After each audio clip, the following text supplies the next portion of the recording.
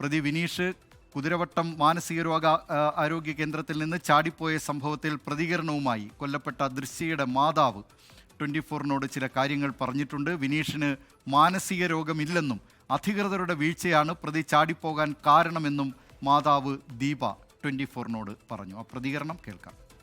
പെരിന്തൽമണ്ണ ദൃശ്യവധക്കേസ് പ്രതി വിനീഷ് ഇപ്പോൾ ജയിൽ ചാടിയിരിക്കുകയാണ്. കുതിരവട്ടം മാനസിക കേന്ദ്രത്തിലായിരുന്നു പ്രതി ഉണ്ടായിരുന്നത്.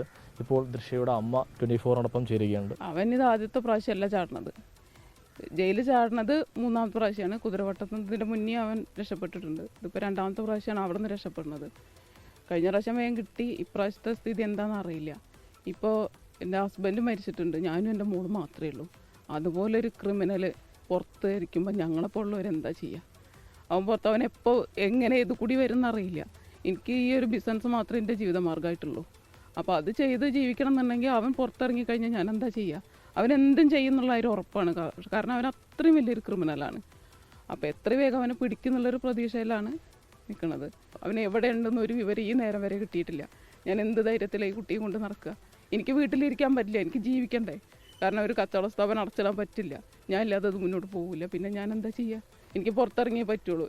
ഞാനൊരു തെറ്റും ചെയ്തിട്ടില്ല ഇതിൽ. ഞാൻ ചെയ്ത തെറ്റെന്താ? ഞാനൊരു തെറ്റും ചെയ്തില്ല. പക്ഷേ എനിക്ക് എവിടെ നീതി കിട്ടിയത്? ഒരു നീതി കിട്ടിയിട്ടില്ല ഇതുവരെ. അപ്പോൾ അത് എത്രയും വേഗം കിട്ടുന്നുള്ളൊരു പ്രതീക്ഷയിലാണ് ഞാൻ നിൽക്കുന്നത്. സർക്കാർ ഇടപെടും, ശക്തമായിട്ട് ഇടപെടും ഞാൻ പ്രതീക്ഷിക്കുന്നു. ഈ പ്രതിക്ക് ഇങ്ങനെ മാനസിക പ്രശ്നമുള്ളതായിട്ട് അറിയോ?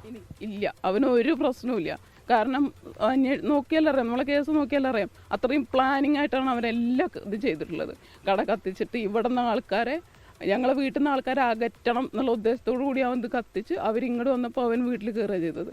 അതുപോലെ തന്നെ ഇപ്പോൾ ഇത് നോക്കൂ, ജയിലിൽ ചാടിയത് എങ്ങനെയാണ്? അവൻ അന്ന് പ്ലാനിൽ തന്നെയാണ് എല്ലാതും ചെയ്യുന്നത്.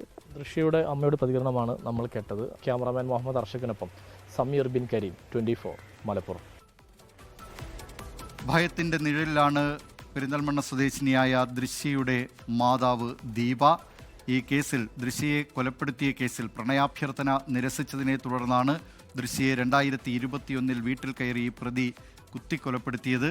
ആ കേസിൽ പ്രതിയായിട്ടുള്ള വിനീഷ് ഇപ്പോൾ 3-ാം തവണയും കോഴിക്കോട് മാനസികരോഗാശുപത്രിയിൽ നിന്ന് ചാടിപ്പോയിരിക്കുകയാണ്.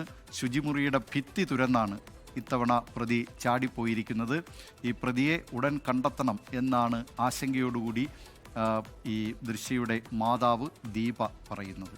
ലോകത്തെവിടെയായാലും ഏത് സമയത്തും 24 വാർത്തകളും ഓഗ്മെന്റഡ് റിയാലിറ്റി പാക്കേജുകളും എക്സ്പ്ലെയിനറുകളും വിശദമായി കാണാൻ ഞങ്ങളുടെ യൂട്യൂബ് ചാനൽ നിങ്ങൾക്ക് സബ്സ്ക്രൈബ് ചെയ്യാം.